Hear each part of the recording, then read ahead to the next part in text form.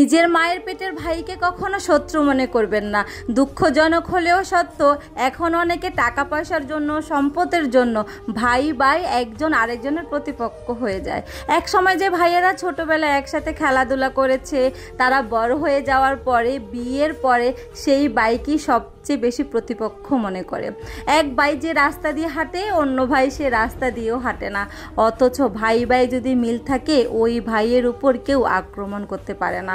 নবীজি সাল্লাল্লাহু আলাইহি সাল্লাম জানিয়েছেন, ভাই ভাইয়ের ভেতর যদি গন্ডগোল থাকে তাহলে কিন্তু তাদের নামাজ কবুল হয় না। সুবহানাল্লাহ, চিন্তা করেন, এক ভাই যদি আরেক ভাইয়ের সাথে অমিল থাকে বা এরকম থাকে, তাদের নামাজ কবুল হয় না। কিন্তু সেই ভাইয়েরাই দেখবেন এক একজন এত নামাজি, তারা হজ করে, 5 ওয়াক্ত নামাজ করে, বা 40 দিনের চিল্লায় যায়, কিন্তু নবীজি কি বলেছে, তাদের নামাজটাই কবুল হবে না। আমার এই জিনিসটা খুবই কষ্ট লাগে।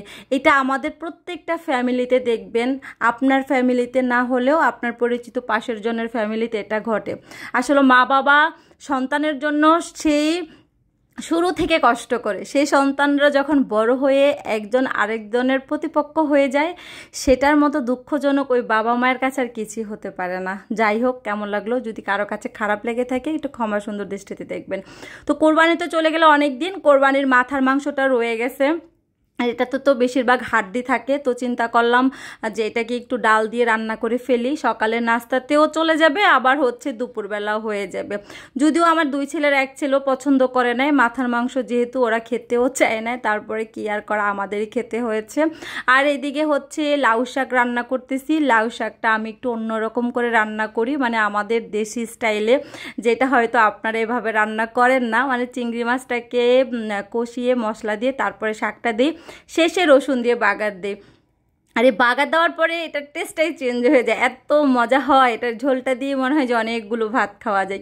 কিছু রান্না থাকে দেখবেন এত সিম্পল, এত সহজ, কোনো মশলা থাকে না, বাট আপনি এটা খাবেন অনেক তৃপ্তি করে। ঠিক আমার এই রান্নাটা দেখেন, একদম অল্প করে করেছি, দুপুরবেলায় যেন শেষ হয়ে যায়। তারপরও রয়ে গিয়েছিল, কারণ এখন তো আমার মাহিদি নিজের হাতে খায়, আগে আমি নিজে খাইয়ে দিতাম, শাক বা যে কোনো কিছু আমি খাওয়াই দিতাম। এখন ও কী করে, ওই যে এগুলো আর খায় না, হয়তো যে ডাল ছিল ডাল দিয়ে খেয়ে ফেলছে, বা মাছ ভুনা থাকলে সেটা দিয়ে খেয়ে ফেলবে, ওই শাক সবজিটা নিজে এখন খেতে চায় না।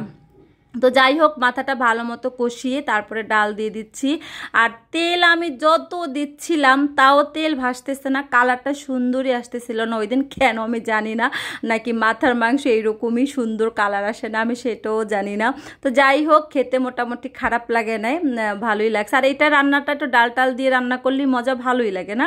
আর কিছু খাবার দেখবেন আমরা ওই যে ঈদের সময় ফ্রিজে রেখে দিই, তলানিতে পড়ে যায়, তো মন চাইলেও কিন্তু এগুলো উঠানো যায় না, একটা ঝামেলা। তো যাই হোক, এই তো ডালটা দিয়ে অনেকটা সময় কষিয়ে এরপরে আমি বেশি করে পানি দিয়ে একটু দমে রেখেছিলাম, কারণ চাচ্ছিলাম যদি ডালটা ভেঙে যায় দেখবেন খেতে কিন্তু একদম ভালো লাগবে না, শক্ত থাকলেও না।